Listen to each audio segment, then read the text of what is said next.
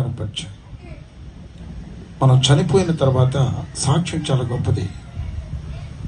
మీరు బూదిగంతముల వరకు నాకు సాక్షులై ఉండి అంటాడు. వసంతన్న చెప్పాలంటే ఎవరికి సమయం చాలదు, అందరి గుండెల్లో నిలిచిపోయినటువంటి వసంతన్న. మాకు తెలిసినప్పటి నుంచి చింతాడపాడలో ధనవంతుల్లో ఒకరు వసంతన్న వాళ్ళు. మంచి ఆస్తిపరులు, భూములు కలిగిన వారు, అనేక స్థలాలు కలిగిన వారు, 2 బండ్లు కలిగినటువంటి వారు. వాళ్ళకి ఏది కూడా కుదరలేదు. కానీ వీరందరిలో వసంతన్న ఆ ఆదరణ కూటంలో కూడా చెప్పాను, చిరునవ్వే వసంతన్న యొక్క చిరునామా.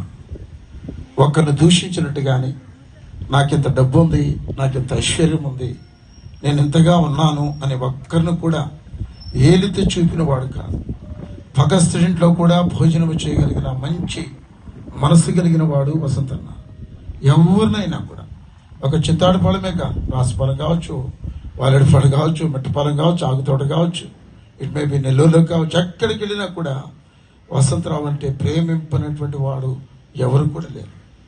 మరణం అందరికి వస్తుంది అనుకోండి, కానీ వసంతన్న తన బిడలను విడిచిపెట్టి వెళ్ళిపోయినా కూడా ఎవరు కూడా పొరపాటున టిల్ డేట్ ఈ రోజు వరకు కూడా వసంతన్న మీద ఒక మాట చెప్పలేని వాళ్ళు ఎవరు లేరు. అందరిని ప్రేమించాడు. ఎవరు అవసరమైనా కూడా ఎంత పనున్నా కూడా దారిని పోతా ఉంటే సైకిల్ టాపి ఎన్నో ముసలోడు కట్టుకుని అటు చేలేసుకుంటే ఆ చేలేసి వాళ్ళ చేతులు కడుక్కొని వాళ్ళతో మాట్లాడి వెళ్ళేటువంటి వాడు. నాకు ఇంత డబ్బు ఉంది, ఈనాడు చాలా మంది కూడా గర్వించిపోతున్నారు, నాకు డబ్బు ఉంది, నాకు ఐశ్వర్యం ఉంది అని. కానీ ఈనాడు కూడా నాకు ఇంత డబ్బు ఉంది కానీ, భూములు భవనాలు ఉన్నాయని కానీ, ఇంత సెంట్రింగ్ సామాను ఉందని కానీ, ఎక్కడ కూడా జెండా ఇది, ఆ కొరడా ఇది, అదంతా కూడా వసంతరావు అంటే తెలియనటువంటి వ్యక్తి ఉండరు.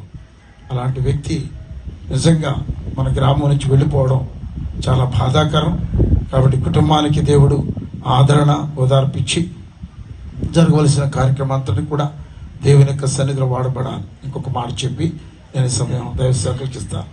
మేము కబడ్డీ ఆడేవాళ్ళని, నేను చిన్నబాబు, కాయల దయాకర్ మామ, జఫన్న మామ, అంతర్ మామ, వీళ్ళందరం కూడా, కాయల మోషే మామ, వీళ్ళందరూ కబడ్డీ ఆడేవాళ్ళని. వసంతన్న పౌరుషం ఎక్కడ ఊపడుతుందంటే, ఎలంవార్దినికి మనకు కబడ్డీ జరిగితే రక్తగాయాలు కూడా ఏం తెలియదు. చిన్నబాబు క్యాచ్ కార్నర్ ఉంటే వసంతన్న డాష్ కార్నర్ ఉంటాడు. రే మురళి తగలదుపో, రే రాము తగలదుపో అని అన్నాడంటే ఎంతలా వ్యక్తి అయినా పోయి బయటపడిపోవాల్సింది. అలాంటి మంచి మనసు కలిగిన వాడు, అంత బలము కలిగిన వాడు, బలశాలి. అన్ని రోజులు మంచం మీద ఉంటే ఇస్తేనంటే నిజంగా చేసిన పరిచర్య. నేను ఎప్పుడు ఇచ్చినా కూడా అప్పుడే స్నానం చేయించుంటుంటాను.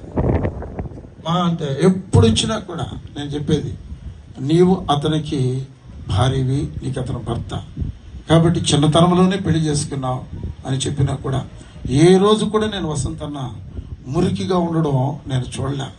మా బంధువు మా చిన్నమ్మని చెప్పడం లేదు కానీ బిడ్డలకు కూడా అలాగే చూశాను. వసంతన్నని ప్రేమింపనటువంటి వాడు ఈ లోకంలో, లేకపోతే గ్రామాల్లో ఎవరు కూడా లేరు. కాబట్టి వచ్చిన మీ అందరికీ కూడా వసంతన్న కుటుంబ పక్షాన్ని కూడా వందనాలు చెల్లిస్తున్నా. దేవుడు నీతిమంతుల బిడ్డలను ఎప్పుడు కూడా విడిచిపెట్టడు.